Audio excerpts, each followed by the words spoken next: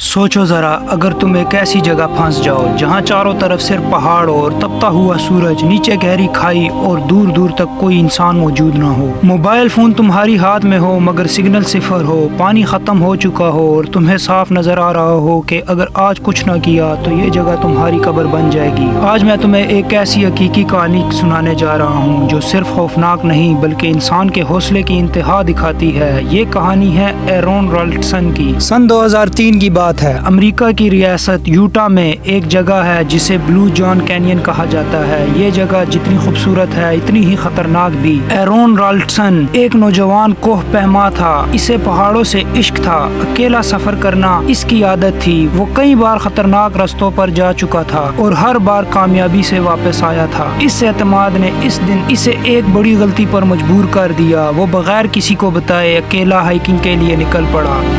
شروع میں سب کچھ نارمل تھا، ٹھنڈی ہوا، قدرتی مناظر اور سکون، لیکن جیسے جیسے وہ آگے بڑھتا گیا راستہ تنگ ہوتا گیا، پہاڑ قریب آتے گئے اور خاموشی بڑھتی گئی۔ پھر وہ لمحہ آیا جس نے اس کی پوری زندگی بدل دی۔ ایرون ایک تنگ راستے سے گزر رہا تھا کہ اچانک ایک بھاری پتھر ہلا۔ اس سے پہلے کہ وہ کچھ سمجھ پاتا وہ پتھر سیدھا اس کے دائیں بازو پر آ گرا۔ ایک زوردار چیخ فضا میں گونجی مگر جواب میں صرف خاموشی ملی۔ اس کا بازو دو پتھروں کے درمیان بری طرح پھنس گیا تھا۔ اس نے خود کو آزاد کرنے کی ہر ممکن کوشش کی، رسی کھینچی، پاؤں جما کر زور لگایا، چلایا، چیخا مگر پتھر ایک انچ بھی نہ ہلا۔ پہلا دن اس جدوجہد میں گزر گیا۔ سورج غروب ہوا اور سرد رات شروع ہو گئی۔ وہ پتھر کے ساتھ پنسا ہوا رات بھر جاگتا رہا۔ درد، خوف اور موت کے خیال نے اس کی نیند چھین لی۔ دوسرا دن آیا، سورج کی تپش بڑھ گئی، پیاس نے ستانا شروع کر دیا۔ اس کے پاس جو تھوڑا سا پانی تھا وہ گھونٹ گھونٹ کر پینے لگا تاکہ زیادہ دیر چل سکے۔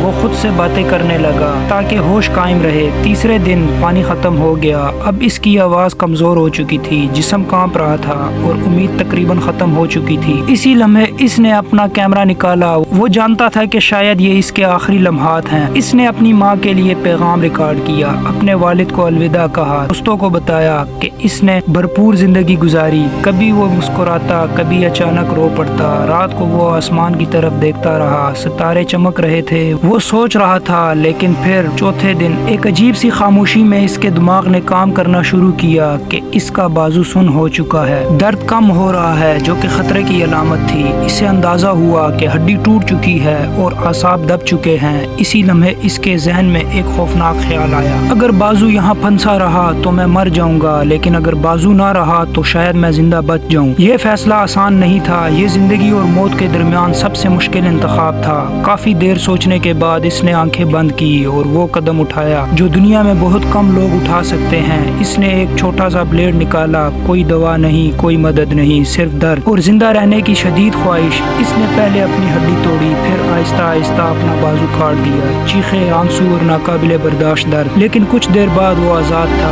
اس نے زخم کو باندھا، اپنے جسم کو سنبھالا اور چلنا شروع کیا۔ کمزور جسم، خون کا بہاؤ اور کئی میل کا سفر۔ آخر کار کچھ سیاحوں نے اسے دیکھ لیا۔